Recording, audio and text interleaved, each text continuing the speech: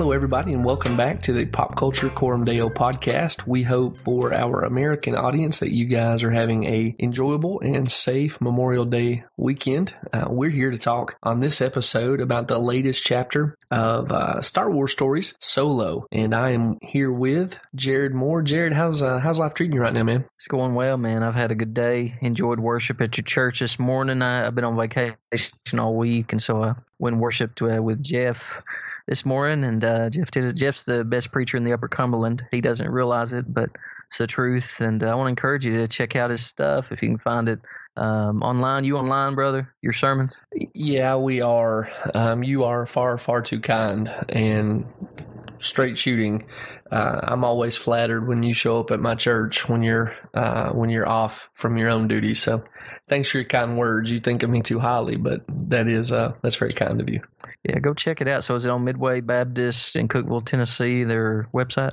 Yeah. You can find Midway Baptist through Google, and we have some sermons on there.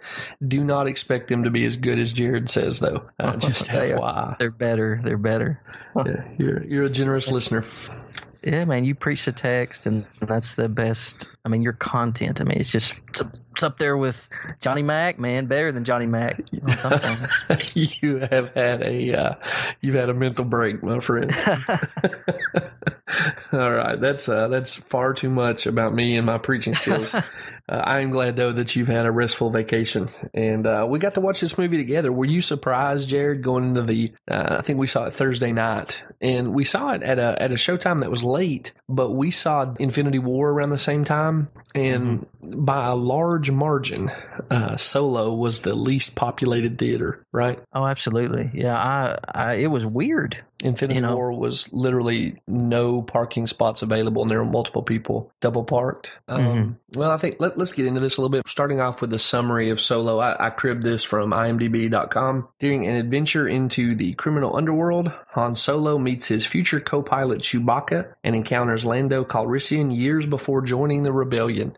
So, I guess some of that, if you're completely unaware of what's going on in Solo, may function as a spoiler for you. But just fair warning, from here on in, spoiler warning. We're going to talk about plot details through the rest of this episode. So, again, heads up on that, and we'll proceed, assuming that everybody who listens from here on in wants to hear more about the specific plot details of this movie. So if that's not you, hit pause, go watch the movie, come back whenever you get that done.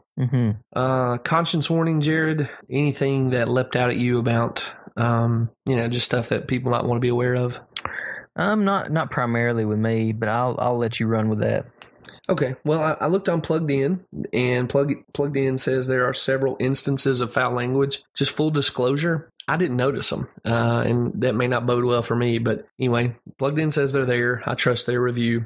There is also a character who is shot in the chest and dies from that wound. Now, it is a bloodless wound, but there's a hole in his chest, and that is different enough for Star Wars. You get a prolonged period of like this kind of, again, smoky hole in this guy's chest, so some people with children may not want them to see that. There is quite a bit of conscience issue, though, associated with the kind of meta aspect of this movie, the creation and the intention of the creatives. And so when Jared says he's going to let me run with it, I guess I'm going to have the mic here for a few minutes and kind of walk you guys through some of this. You're probably aware that back in May 17th of this year, the screenwriter of Solo, Jonathan Kasdan, who is the son of Lawrence Kasdan, who helped write Solo also, but is also the screenwriter for The Empire Strikes Back from the original Star Wars trilogy. And in an interview with Huffington Post, Jonathan Kasdan said that he and his dad had decided that Lando Calrissian was pansexual. And if you're not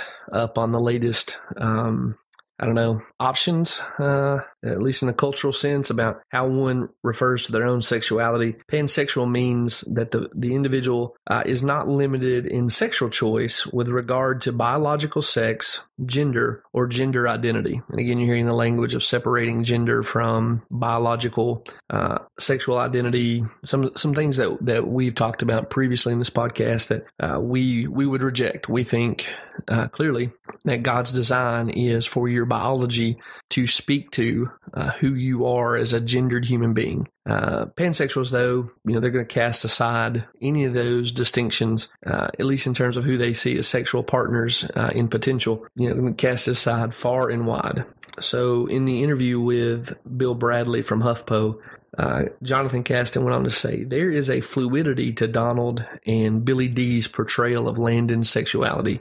So Billy Dee Williams is obviously the guy who first portrayed Lando in Empire Strikes Back with, he meets Han and Leia, Chewie, and the droids on Cloud City, and he's clearly hitting on Leia.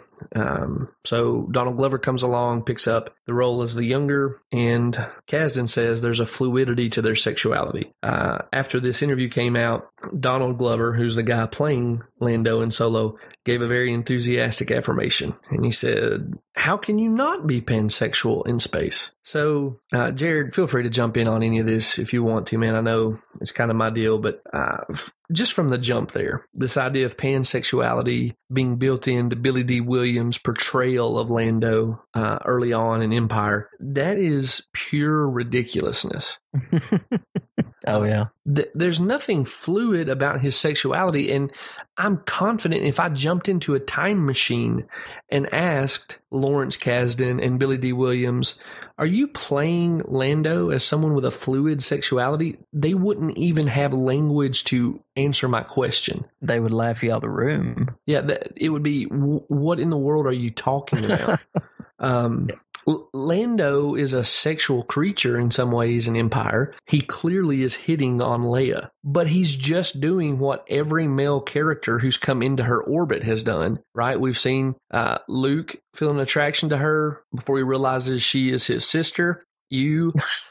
Obviously, Han is attracted to her. This is the most traditional of sexual roles. So this revisionist history about sexuality just drives me crazy. I really do think you should read Lando as a Lothario, and that's a sexual ethic that we would reject as well. That's not like some virtuous position on sexuality. But Explain that. Well, he's a guy who is overtly interested in in seducing women, basically. You don't get the impression that Lando is a respecter of the Lord's requirement that marriage be the context for sexual encounters, right? He's very much sort of creeping on Leia, and Han's uncomfortable by it. So that's not the ideal masculine sexual presentation, right? We would never encourage men that members of our church or our friends, our sons, guys we're discipling, we would never encourage them to sort of come on so aggressively to women. But having said that, this, a man being attracted to a woman is as traditional as a sexual role as you can find. It's literally as old as humanity. And to describe it in the categories of our modern confusion about sexuality, it's not just revisionist history. It's like a simplistic redefinition that just doesn't carry any intellectual credibility, Yeah. It would be like going back and describing Gilgamesh as pansexual. I mean, thousands of years ago, they just didn't have these modern categories. And while you may say, well, they had some kind of, obviously Gilgamesh in the epic is, for instance, willing to sleep with prostitutes. That's not an upright sexual identity either. We don't get to go back to ancient texts or even more recent texts. So like the 70s and 80s and start assigning these very recent, very contemporary sexual categories like pansexuality. No, I totally agree. It just gets under my skin.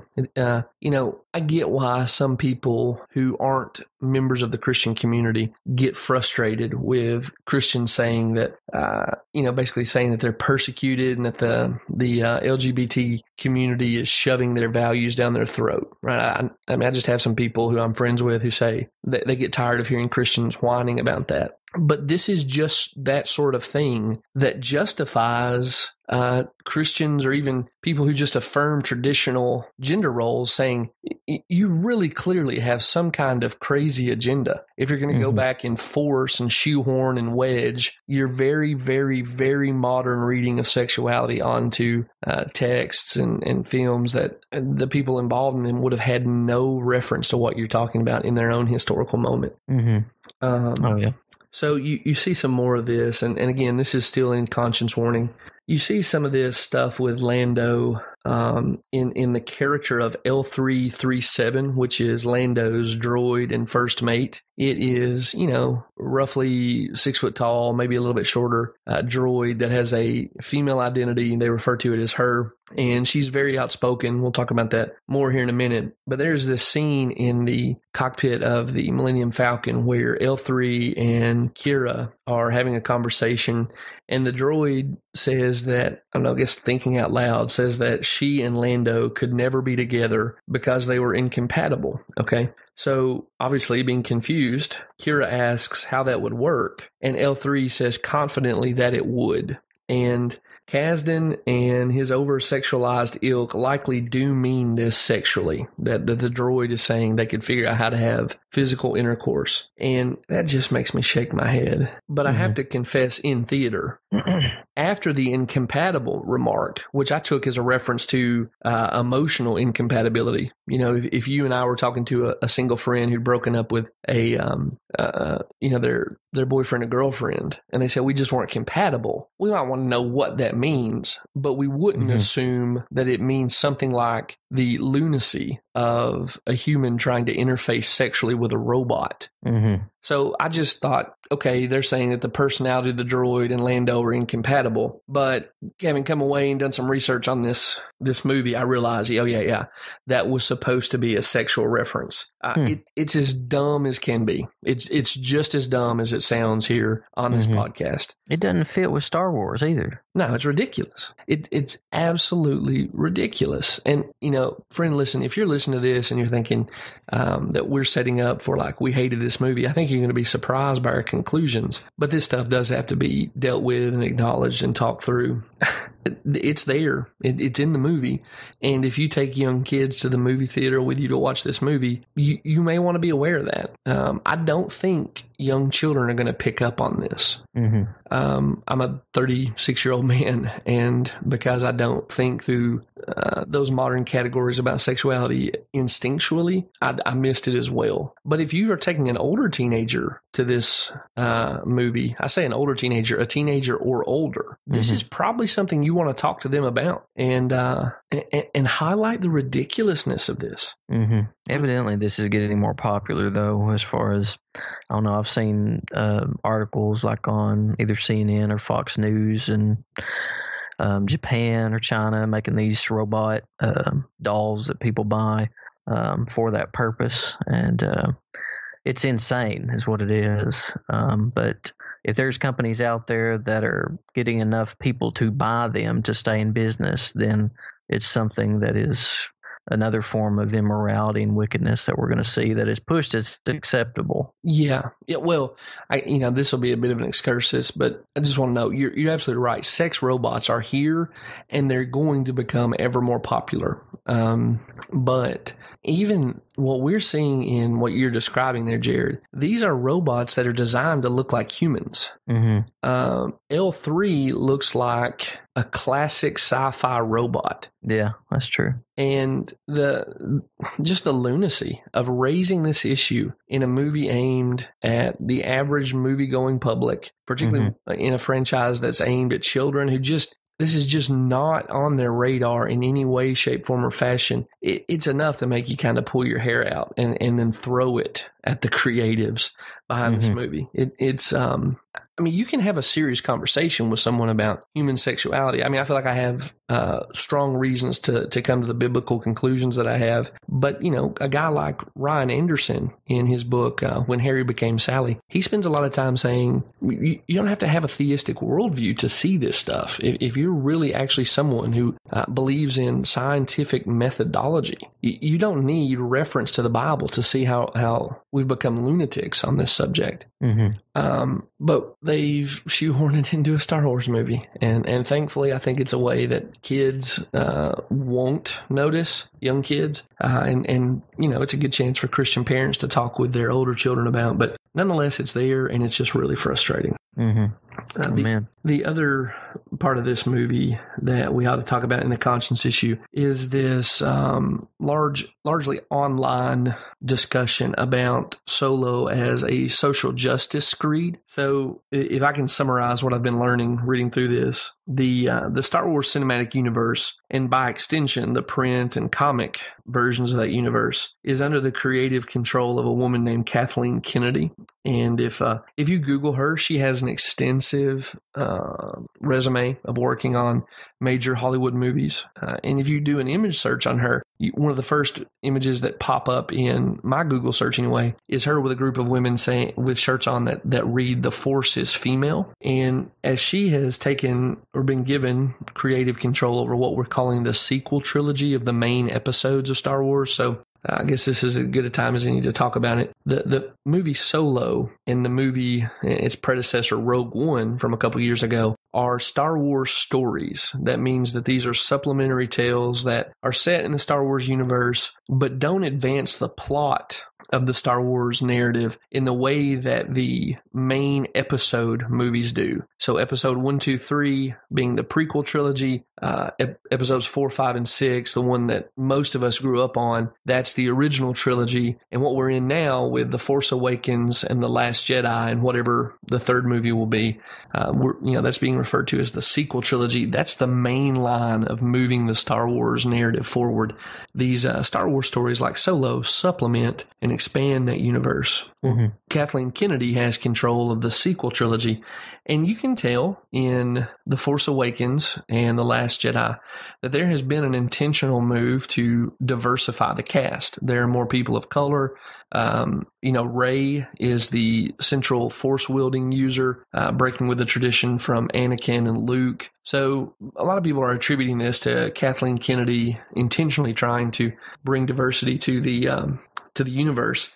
But there's a significant portion of people online who say she has gone too far with a progressive political ideology. And so they see things like Lando's alleged pansexuality as a product of Kathleen Kennedy trying to push a progressive political narrative. And I think this really comes home in the droid we talked about earlier named L3.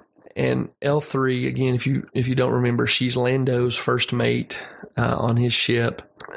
She's we're told that she has the best navigational mind in the galaxy, and that's kept Lando from having her wiped. But she constantly talks about droid rights. So from the moment we meet her, she's advocating for droids to be given the same amount of rights as organic creatures. And she doesn't ever really shut up about it, right, Jared? Oh, yeah, man. She's just always talking about it, and actually almost gets them caught at one point because she seeks to free all the droids. Yeah. And just all my cards on the table, I've mentioned this before. I'm a huge Star Wars fan. I read all the books. I mean, I'm full-blown Star Wars geek. And for years, there's been a conversation online about, these droids are basically people. Why are they second-class citizens? So this movie picks that up and runs with it. And a lot of the people who I've read online who are critical of this movie as pushing a political agenda, they're pointing at L3 as an example of, this attempt to move social justice concerns into the forefront of Star Wars in a way that's undesirable and unhelpful. Jared, you tell me, does that seem credible to you as an accusation? Absolutely. Yeah, absolutely. I track with it too. But it is interesting to me, having watched this movie now, that L3, if she is designed to be the typhoid Mary in a positive sense of social justice concerns for Star Wars, they've made her insufferable. She is the worst parody of the pejorative social justice warrior. And I'm really curious. Ron Howard was brought in, we've been told anyway online, Ron Howard was brought in to fix this film, that there was some trouble with it. They brought Ron in to straighten some things out. And I really wonder if part of what he did was adjust L3 to be a character that's played for comedy. If any of our listeners know, I'd love to hear. If you know of any online source or something I can read about what Ron Howard did, please send it our way. But either way, that character L3 seems designed to be absolutely exhausting. She's at least as bad as Jar Jar Binks, but I think Lucas. I'm sorry, dude. That's a big statement.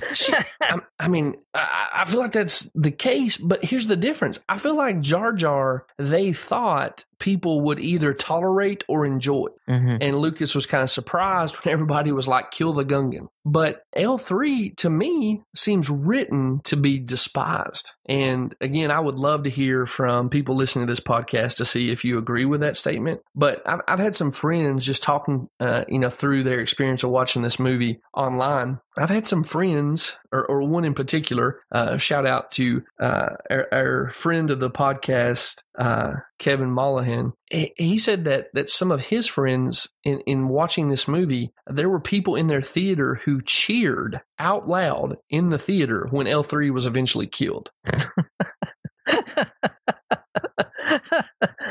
Oh, dude, a robot can never be an eye.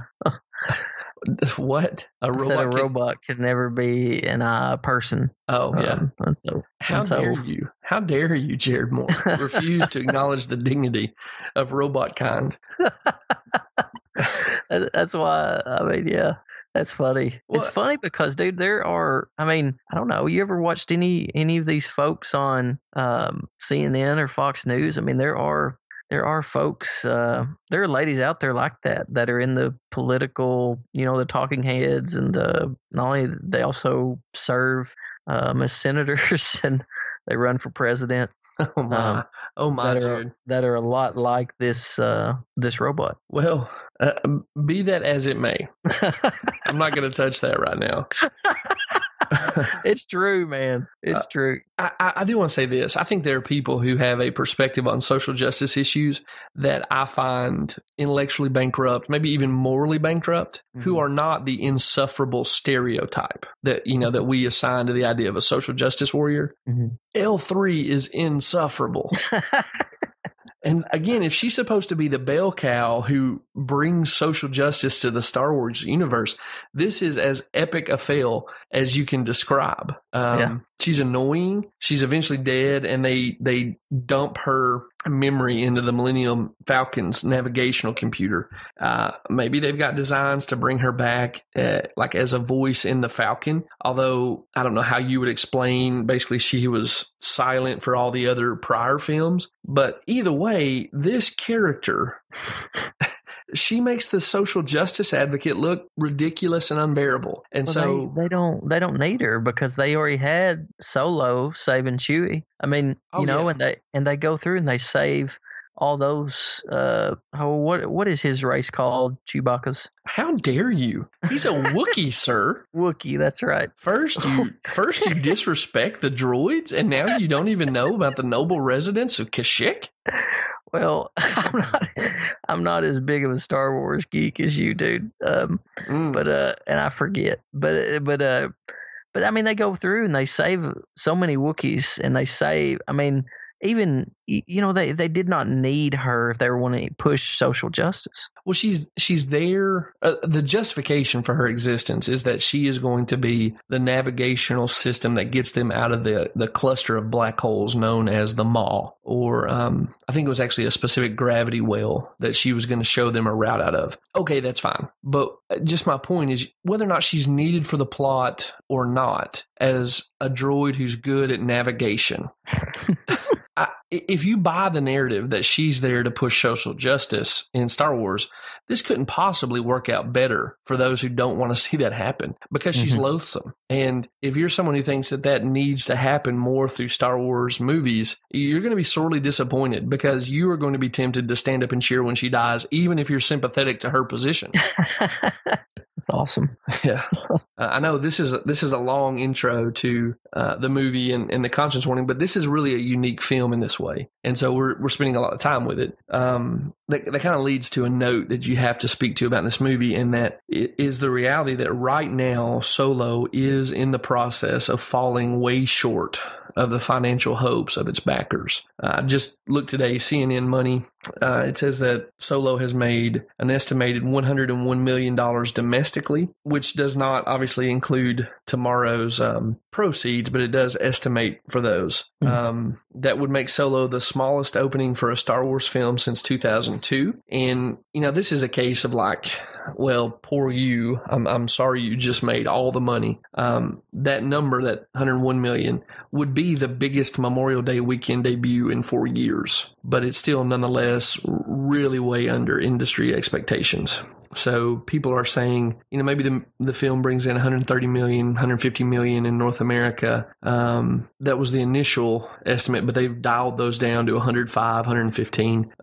Worldwide, wow. It's tracking for about 148 million. So Rogue One, by comparison, the other Star Wars story, it made 290 million globally. And it was, good grief. Yeah, it also wasn't it wasn't like the best box office success in Star Wars history. So, CNN Money, even though 101 million is still a solid opening that most film franchises would love to have, success is judged differently for the galaxy far, far away. And, so I don't know what things are like at Disney. I doubt anybody's jumping out of their penthouse over this, but this movie is, one of the narratives around this movie is that it's making less money. And so people want to know, why is that?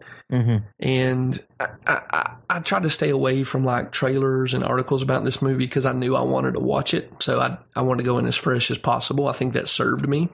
But I know enough just by reading headlines as I encountered them on the web that the narrative around this movie has been pretty much negative almost from the jump in terms of fans. The first comments I saw about this movie was fans just asking, why do we need a Solo backstory? His character arc in the movies he's already been in is nearly perfect. Why do we need to go back and open up his history? I think another factor for this is that The Last Jedi alienated a very large number of long-term committed Star Wars fans. I think they saw it as disrespectful. They saw it as failing to understand these characters that people have spent so much time with.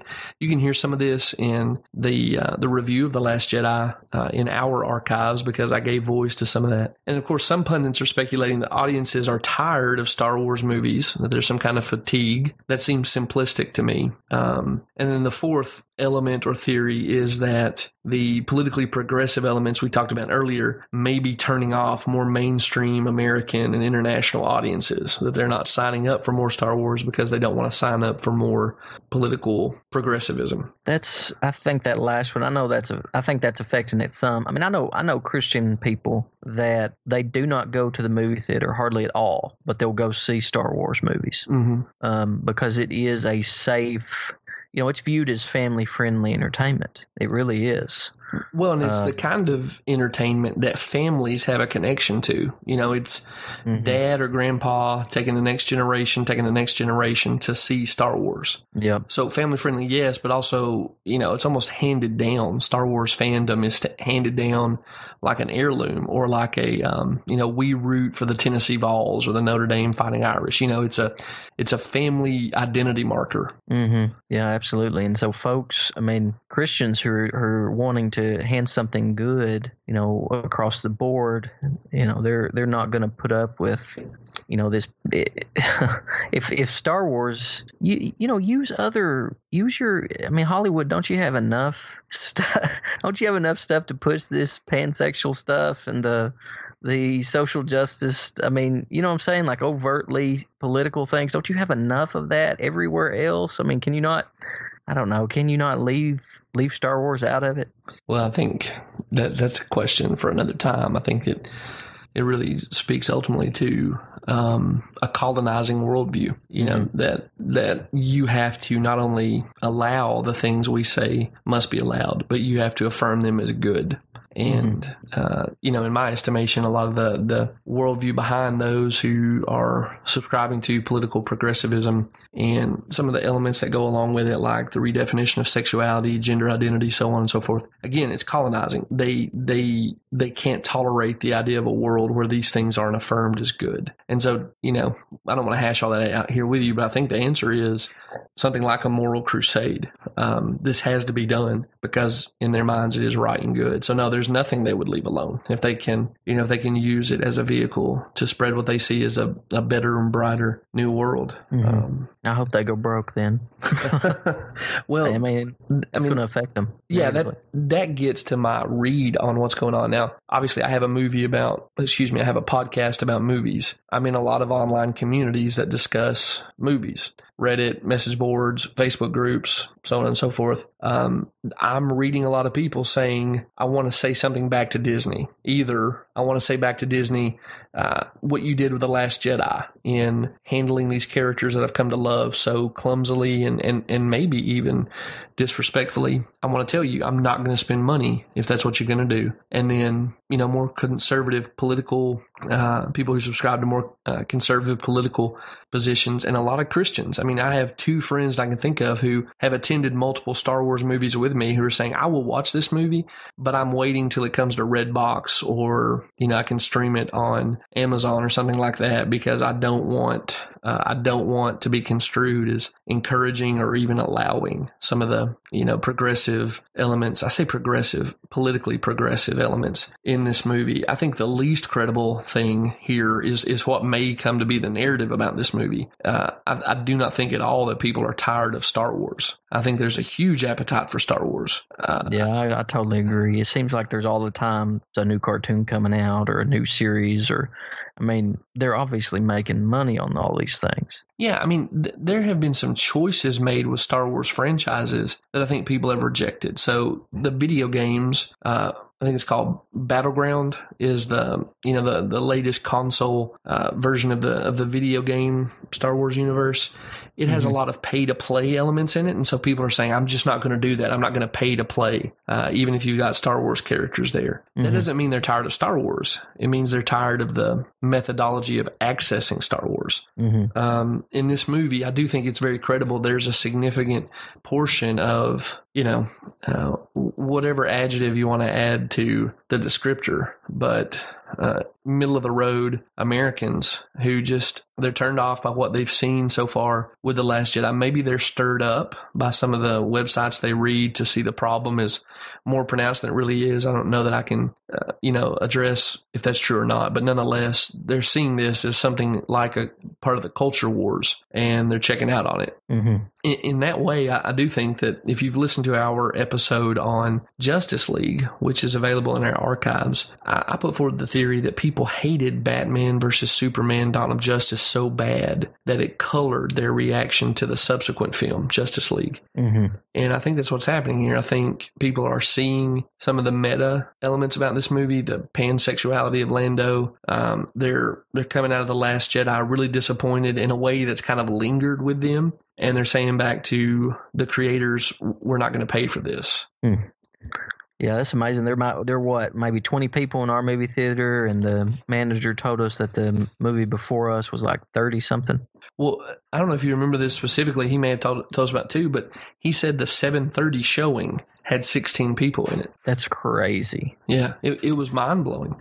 But I think that's consistent with what's happening, not just in small town Tennessee, but in a lot of different communities that look a lot different from ours. And it's explainable by something. And for my part, I'm going to root it in disappointment with The Last Jedi, alienation from what they're doing with the characters we've come to know and love, and then also discomfort with, again, what's seen as progressive political ideology.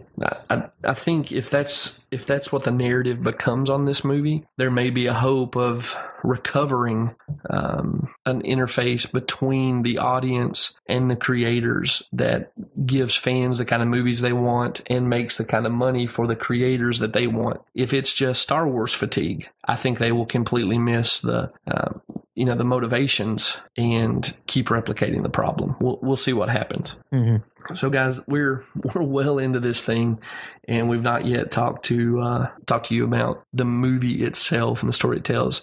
So let me bring us back to that. We're done with kind of the conscience warning stuff and the meta issues on this film. Jared, did you like this movie? I did. I enjoyed it. I liked it a lot. That was a good story. Yeah, absolutely. It's a heist movie. It's a space western, and good call. I really enjoyed what they did with it. I was surprised to find that there was so much backlash because, again, I'd avoided everything. I wanted to go in fresh. I like this movie better than The Last Jedi, clearly. Oh, wow. I may have liked it better than The Force Awakens. And, it and Rogue One, for me, are the best two Star Wars movies to come out in the 2010s. Wow. That's a good call. Yeah, I'm a big fan. So with that in mind, you may have heard us earlier thinking that being conservative evangelical Christians that we would have rejected this movie because of the elements we've been talking about. I'm discomforted by those. I think they're ludicrous, and I think they have a drawdown effect on the movie. But overall, man, this is a really good, really fun movie, and it really scratched the itch I have for the Star Wars universe. So with that in mind, let's just get into our... Yeah, me too.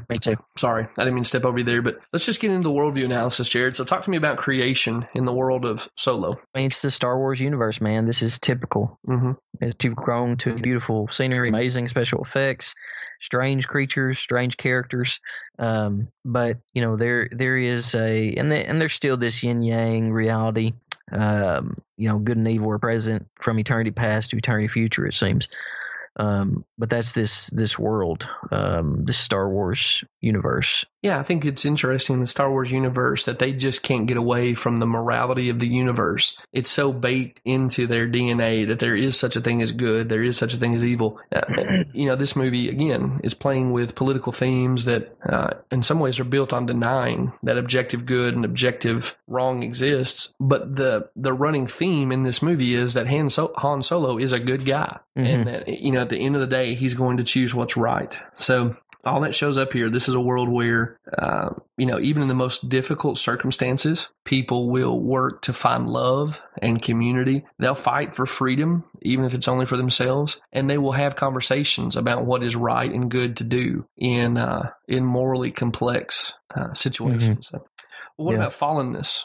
I think in this universe, there's still this, what you expect in Star Wars, that any person can go to the dark side or the good side. But in this movie, there's no dominant dark side or good side. I mean, there is, it's alluded to, but among the main characters, it's not really present. It's kind of wishy-washy. The good guy, Han's, he's a thief in this movie. For the most part, for most of the movie, he is, and it's almost like a Robin Hood story there towards the end, right? Well said. But it's interesting. I think this, and we'll get into that later, but I think that there is fall, but it's blamed on environment, or it's blamed on fate. Han and Kira. They're basically products of something other. I mean, even it's interesting because they had very similar environments. But he's a good guy and she's a bad girl. And I thought it had a strange ending. Because she claims she's evidently head over heels in love with Han, but she's just not a good girl. She's a bad girl. So she's got to do what bad girls do. So has allegiance to Darth Maul. Which, by the way, full-blown geek out, super excited, teenager Jeff Wright rose to the forefront of my consciousness when we saw Maul on screen again. But you're right. He's there to show you that Kira's allegiance is to evil. There's sort of, they play on this visually in different ways.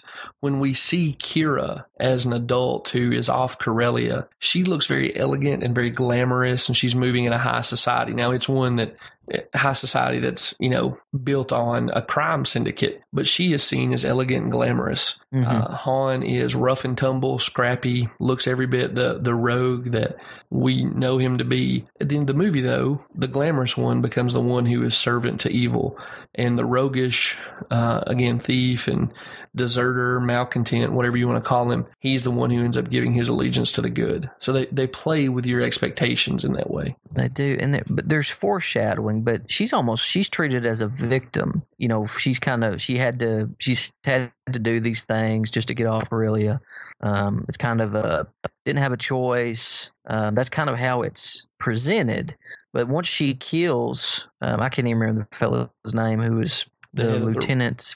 Was it lieutenant? Well, he was the head of Red Dawn, which is the criminal syndicate that is one of the most feared in the galaxy, basically. And he is played quite brilliantly by the same actor who we saw previously in Infinity War and other Avengers movies playing Ultron? The Vision. He plays the Vision, which is Paul Bettany, Dryden Boss in this movie. Yeah, he does an excellent job. Yeah. But she's treated as a victim. But evidently she was just, wasn't really a victim. When she had the opportunity to do what was right, she didn't do it. But it's because she tells Han over and over again that you don't know what I've done, you don't know the evils I've committed.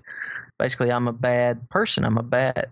But there's this kind of fatalism in this movie, and I haven't picked it up in other Star Wars movies. But I think that in this world, you kind of line up in the role that you're assigned based on who you are, your environment. I think this movie removes responsibility, personal responsibility, agency from people.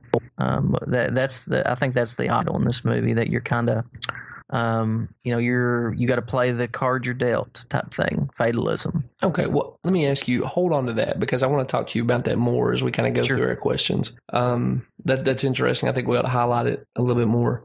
Just thinking through fallenness in this story, this is very much like our world, that because it is fallen, it's a world of scarce resources. And so crime lords and corrupt governments are competing for control of valuable resources that are valuable because they're scarce. You have the Galactic Empire here, and where they're present, you see something that's like our own world, where governments who are, we know, in the real world, created in the mind of God and given for the intention of restraining evil. Here we see a government who does not restrain evil, but promotes it for the good of those who are at the top of its power structure. And the last one, I think this is just everywhere in this movie. Solo tells us to assume that sinners, the people you run into, assume that your fellow man is going to try to use you to their own advantage, and that you don't really have friends, you just have shifting alliances.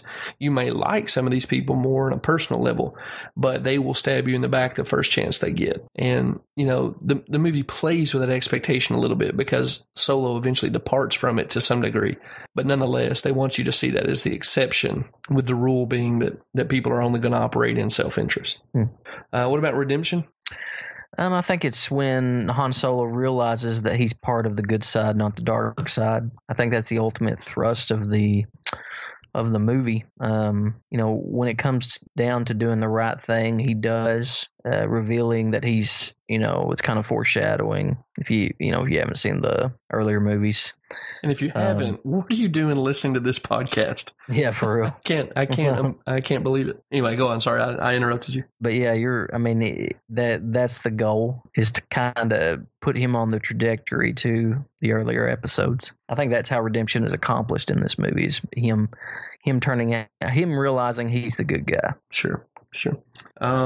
Glorification. Here's what I got, Jared. Do with this whatever you will. I think the vision of a better world here is found when individuals fight for their own prosperity, and that can happen through graft and wiles, as with Solo, or through noble rebellions, as you see with the early version of the Rebel Alliance that Solo eventually encounters in this movie. Yeah, that works, brother. And it's it's a bleak better world. It's kind of a lowered expectations, better world, but nonetheless, it's what we got.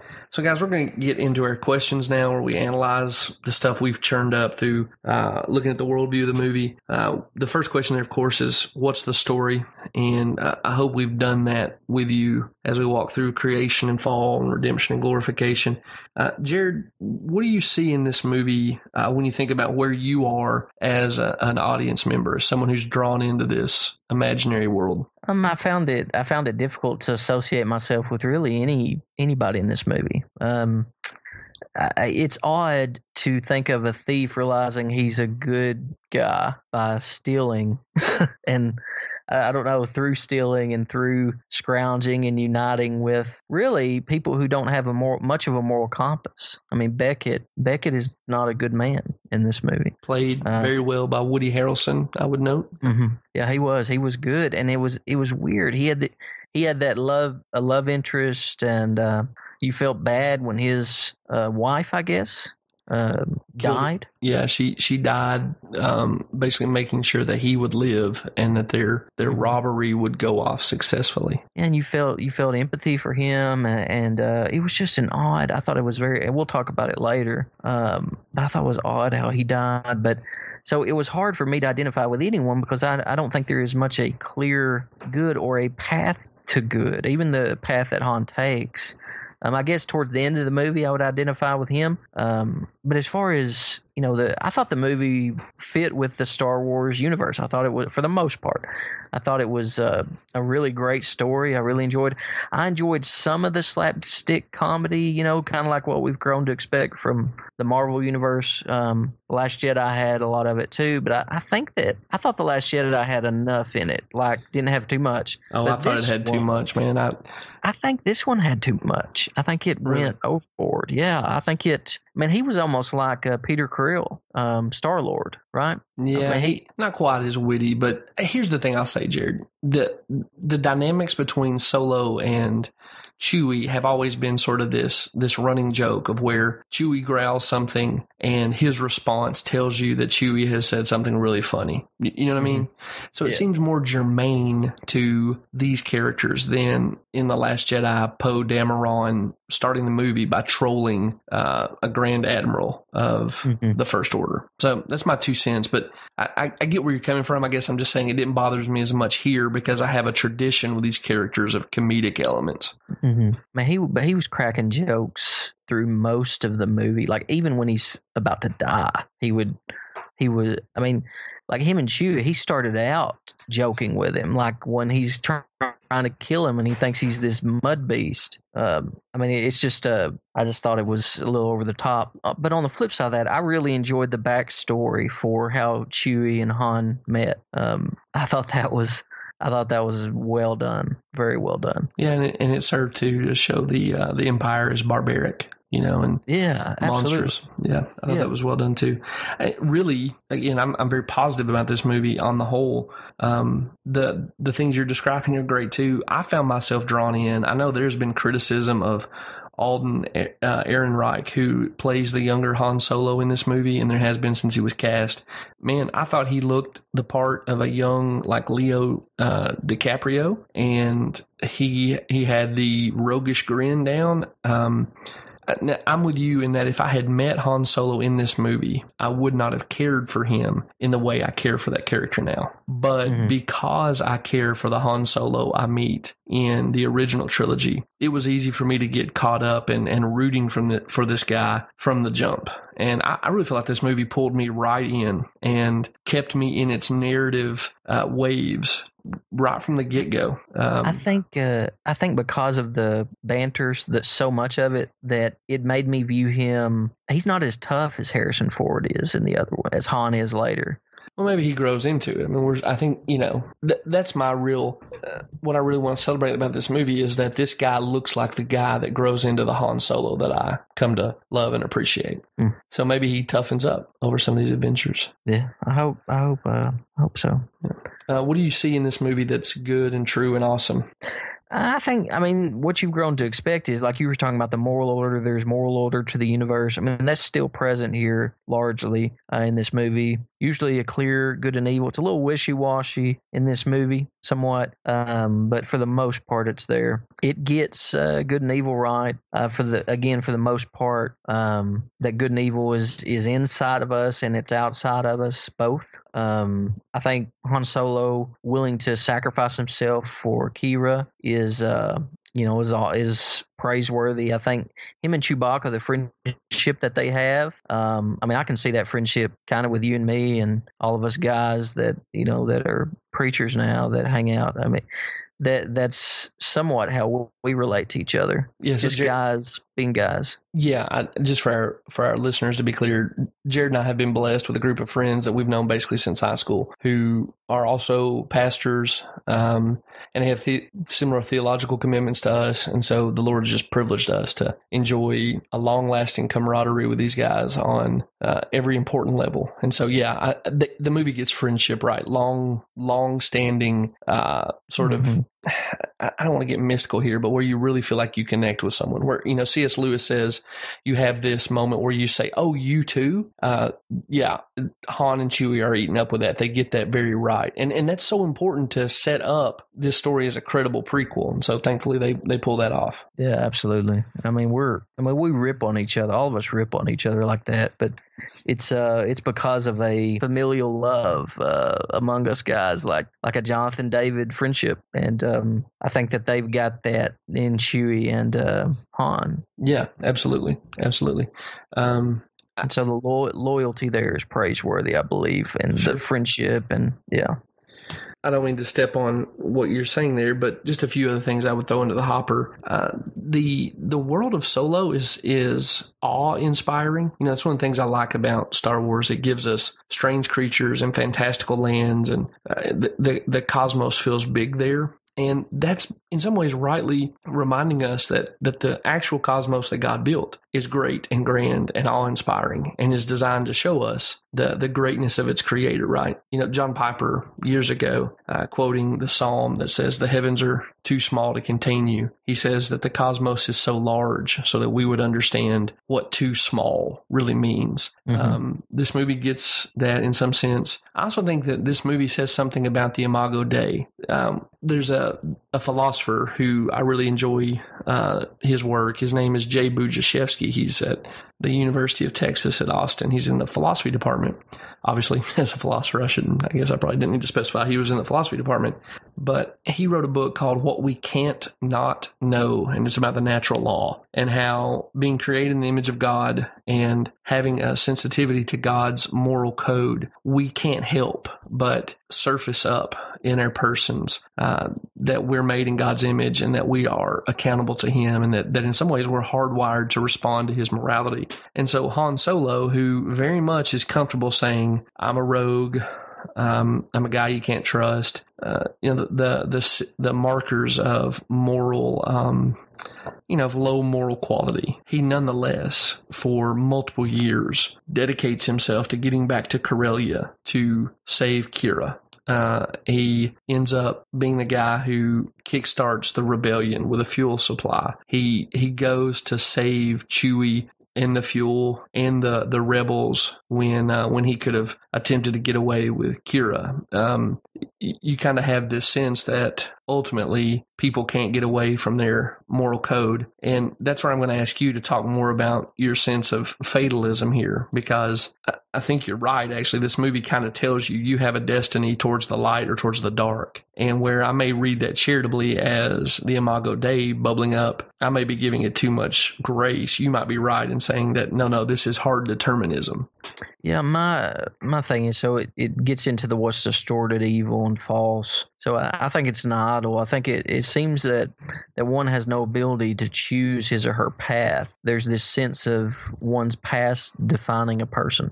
So Kira, for example, chooses to go to the dark side, but it's as if she doesn't think that she has a choice because of the past evil she's committed. And so Han Solo, he's a good guy. That's who he is. Kira is a bad girl. That's who she is. And there's no choice to do other than who you are in this movie. So if you're not choosing who you are, then who is? And so I suppose in this movie, the Force, the dark side or the good side, chooses you before you choose it. It's mindless fatalism. If you don't, sorry, go ahead. I just feel like I'm compelled to interrupt. If you don't start calling the good side the light side, I may lose my mind. It's the dark side and the light side, brother. The light side. You're breaking my heart every time you say the dark side and the good side. I'm just weeping into my microphone here. I'm pretty sure Luke called it the good side. But okay. Carry on. You want to disagree with Luke? That's fine, man. Is it the Luke from The Last Jedi? Because I've never met that guy outside of that movie. No, it's not the Luke of The Last Jedi. All I'm saying is you're a Star Wars Philistine, and I'm tethered to you.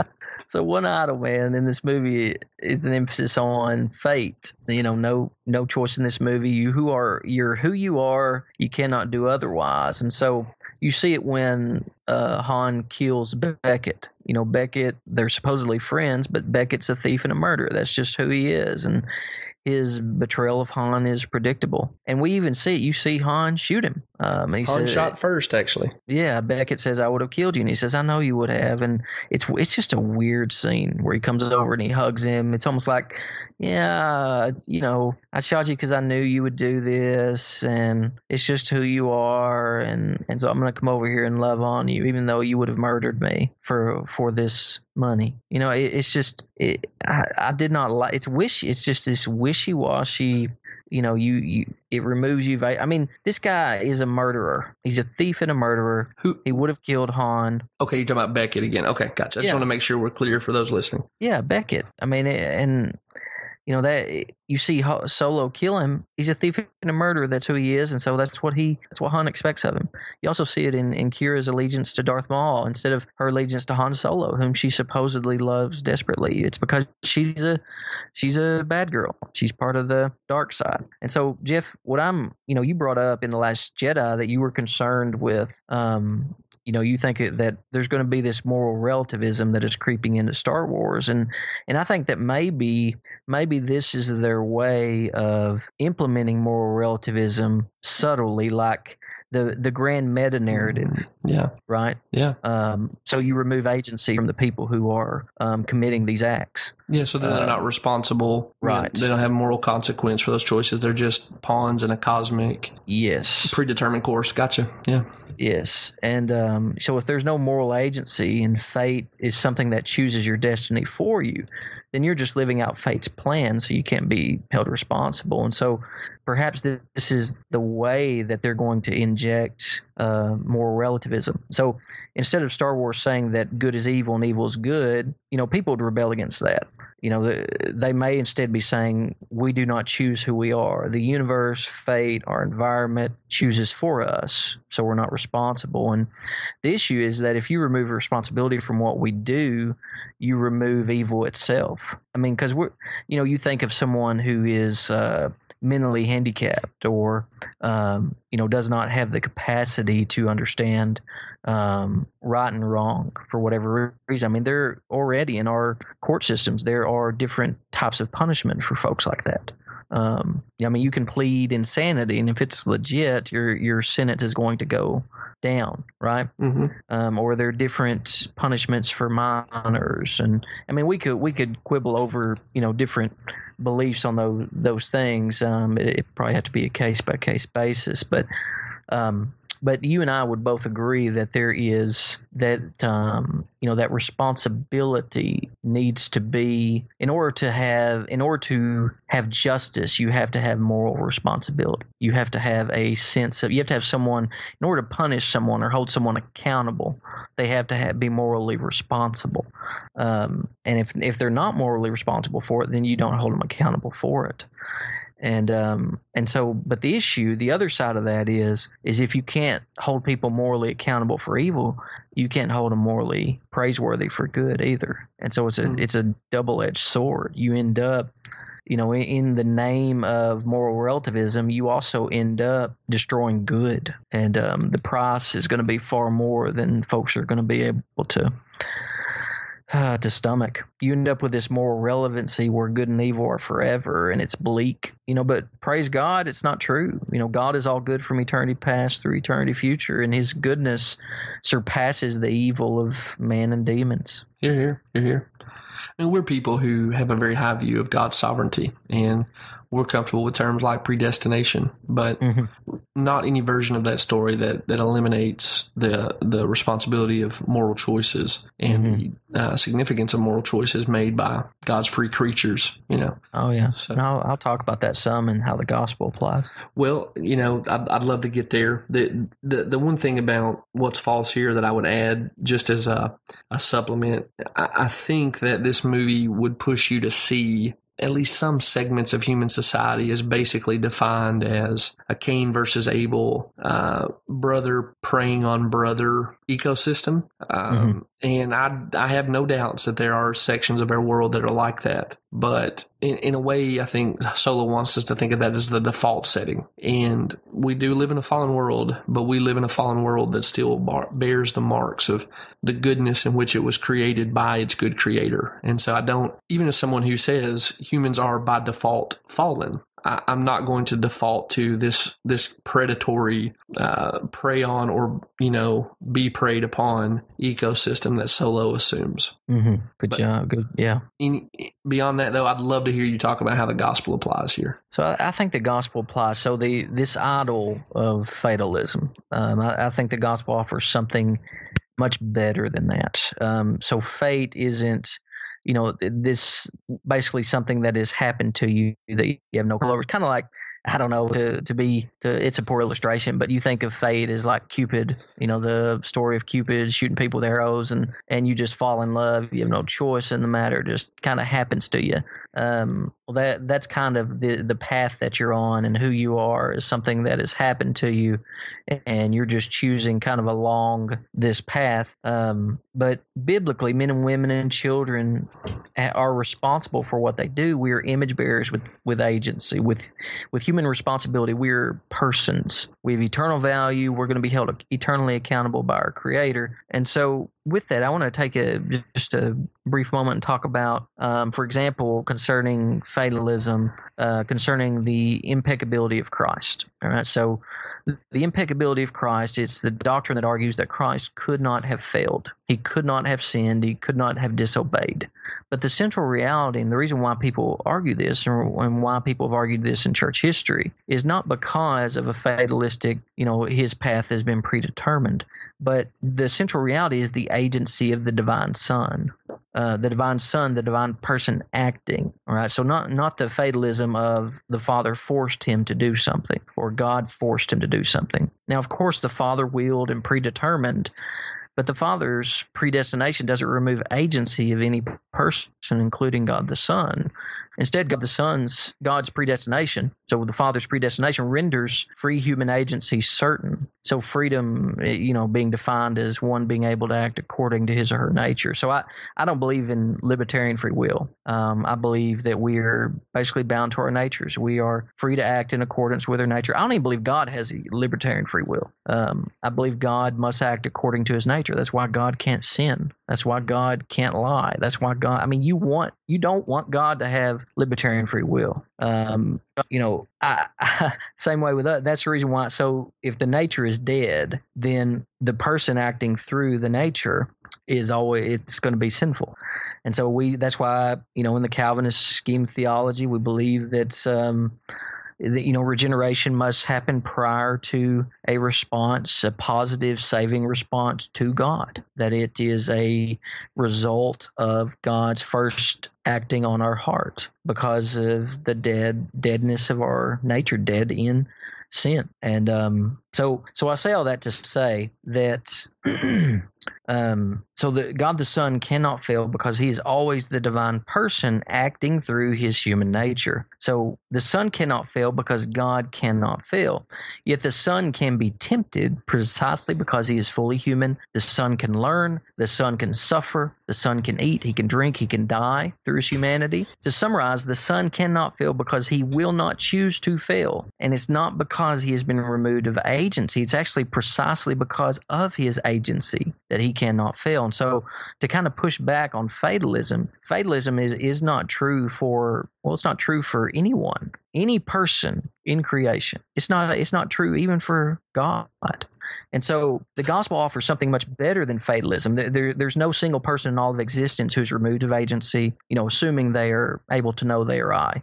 We are all responsible for our actions, and the Son is responsible for his actions, and due to his free choice in submitting to his Father's will, bearing our guilt, enduring the cross for our sins, his Father's glory, we are able to, by the Spirit, voluntarily be united to the Son's agency. Our identity is no longer our own, but the agency of another, God the Son incarnate. And so in this way, I mean that the Son not only died for my sins, he died for me. And when I read of the Son sitting at the Father's right hand after making atonement for my sin, I read of him making atonement for me, person for person, in my place. That way where he is, I may be also. So it's not mindless fatalism. It is mindful, holy determinism. Now, listener, just to be clear, if you believe God is all-knowing, you believe in determinism, because the creation that God has made is the one he foreknew. And this means that by creating this creation and no other, God chose to create people and every free decision that they would make. Although we can quibble over whether or not he determines our actions, the reality is that in creating this creation and no other, God has rendered our free decisions certain and no other possibility of deciding contrary to what God foreknew. And so, listener, if God foreknew you would choose A and not B today, he foreknew that before he made you. When he chose to create you, he rendered your choice of A and not B certain, and you literally cannot choose otherwise. That's not fatalism. That is holy determinism, and it does not render it fatalism. You are still freely choosing. All right, it's just that God foreknew, and he still created, rendering the free decisions. He actually rendered your agency certain. And so I realize there's a lot there that people could quibble over and fight back and forth over. But I hope at the very least that we can see that what Christianity presents is not fatalism, but that of moral agency, moral responsibility. And that is both, I believe, in both systems. I believe in the Calvinist system. I believe in even hard determinism. I think Jonathan Edwards would remove agency from any person. So let me just run back through this because we got some more digital static. You said you do not believe in hard determinism, but you think Jonathan Edwards did. No. I said I believe even hard determinists affirm. I believe they affirm moral agency. So it's not, even hard determinism is not fatalism. Gotcha. I'm glad I asked. I do think some of that was lost in a little bit of a Skype mishap there. So good. What do you think about that? As far as how do you distinguish Christianity, evangelical Christianity, or Reformed theology from fatalism? Jared, I don't think I would have anything to say in contradiction to you. Those aren't necessarily tricky conversations. They're things that require sort of a bent towards philosophy and theology. Mm-hmm. I don't want to assume that everybody has the time or the interest to delve into the deepest ends of the waters there. But I think what you're pointing us to there is that our sense of humans being able to make meaningful choices is rooted in a Trinitarian vision of a sovereign God, and that's something that I really want to hang on to pretty tightly. That God's sovereignty does not mean that I am a puppet or I'm fatalistically determined to do certain things, but because of his sovereignty, I have assurance of the ability to make meaningful choices as a derivative creature of this great creator. So absolutely. Yeah, again, nothing to say to push back on what you're saying there. I just appreciate the devotional application that the sovereignty of God always really does. If you understand it rightly, and you understand rightly what is objectively good, you're going to find that the sovereignty of God creates and ensures what is objectively good. That's a sweet privilege of being a child of Christ. So, amen. And there's great freedom. I mean, folks who believe that their choices aren't meaningful would have to argue that Christ's choices aren't meaningful. Because, I mean, if you're a Christian, because he's fully human. And so if your choices are meaningless, you'd have to argue that his choices were meaningless. If all humans are fatalistically determined and it's meaningless, well, that means even Christ, and so it means that his choices did not have and so what Christian would argue that? And so it helps us by looking at the incarnation and just the beauty of that great mystery, that amazing mystery. It really frees us to see our choices do have meaning because of who made us and for what purpose he made us. It's really remarkable to think about, and it's remarkable to think about, like you're talking about the Imago Dei and the image of God being present in men. The most vile human beings on earth in human history still have the Imago Dei. They still have the image of God. And even though they try to suppress it and try to deny it, you can see these tidbits of even morality and things that they wouldn't do or didn't do. And it really is remarkable, the restraining. You think of conscience and the restraining power of the Holy Spirit, and it really is even in the gutter of society, there really is no society has been as evil as it possibly could be. Yeah, and that's because of God, right? Yeah, these things are a good reason to worship God, to celebrate His goodness and His sovereignty. Absolutely. All right, guys, I think that's going to bring us to the bow for our analysis here. Jared's already told you he liked this movie. I'm going to tell you that for me, this is basically what I want from a big blockbuster holiday movie. And so I don't know what your plans are for the holiday weekend or the week coming out of that. But again, I'm enthusiastic about this movie. I get and respect those people who say, I don't want to watch it because of some of the progressive elements in this. I don't want to watch it because of some of the stuff they did with The Last Jedi. Look, totally get it. Obviously you get to spend your money the way you want. But I think this is a good movie that's worth the cost of admission. And if you go see it, we'd love to hear your thoughts. Particularly if you're a Facebook user, we created a group on Facebook. You can find it on our Facebook page. The group is called the Pop Culture Coram Deo Podcast Perpetual After Party. And if you didn't know, evangelical preachers like to alliterate stuff. So that's why you get the Perpetual After Party. But I'm really enjoying the conversations that have already started up in that group. There's about 23, 25 members, something like that. And we'd love to have you jump in there and be part of that conversation. So you can find that again on Facebook. Let us know what you think about Solo. I'd really be curious to know. If you think we're crazy for saying, hey, this is a movie I enjoyed, considering all the meta elements we talked about earlier, welcome that as well. So yeah, if you feel interested in talking back to us a bit on this episode, this movie, we'd love to hear it. And speaking of talking back, I want to take a moment to say thank you to a user on iTunes by the name of Tatumville. They left us a review on iTunes that I was really appreciative of. It says that this person wrote, I enjoy NPR's Pop Culture Happy Hour. This is the Christian version, and I enjoyed it even more.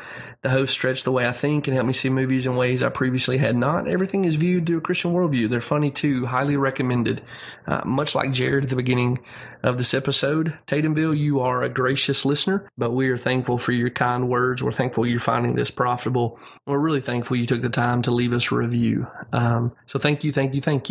And if you're if you're listening to this and you're not Tatumville, please understand we would very much appreciate those kind of reviews on iTunes or wherever you're listening to the podcast. It helps other people find what we're doing here. Hopefully that means it will help other people also profit from it.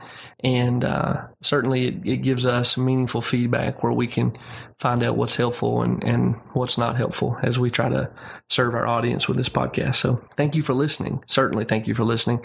Thank you for the ways you interact with us. And if you're willing, we would really appreciate some podcast reviews on iTunes or wherever else you're getting this podcast. Jared, where can they find you outside of the world of Pop Culture Coram Deo? You can find me on Twitter at Jared H. Moore. You can find me on Facebook at All Truth is God's Truth. I've actually got another podcast called All Truth is God's Truth. Check it out. And you can find Jeff and I writing companion pieces for our episodes on patheos.com/blogs/pop culture coram deo. Go check that out. I think you'll find some articles that you'll really enjoy. Yeah, if you put that phrase "pop culture coram deo" into Google, you're probably going to find us on multiple platforms: Twitter, Facebook, Reddit. Yeah, we're a lot of different places, so we're ready to connect with you if you have any interest in reaching out to us. If you're interested in finding me, I'm at Right Jeff on most social media platforms, and would love to hear from you. So please hit me up on that. And guys, again, thanks for listening to this episode. I'm not entirely sure what we're going to come back and talk about next. We've got several blockbusters coming. There's a horror movie named Hereditary that I'm really interested in. But Jared, I may hit you up for this. The movie First Reformed is out now. The only place I can find it playing, though, is in Knoxville. So listeners, that's about an hour and a half away from us. It's also a time zone away from us, but I really want to see that movie. So maybe maybe I'll get Jared to sneak off to Knoxville and watch First Reformed with me. But either way, we'll be back with you next week with some Sounds great. Yeah, we'll be back with some new content to fill your earbuds with and hopefully help you profit from watching these movies made by people who bear the image of God and who are responsible in light of who He is for doing that well and telling the truth about the world that He has made through the stories they're making. Jared, anything else you got to say, man? That's it, brother. All right, guys, we will talk to you next time on the next episode of the Pop Culture Coram Deo podcast.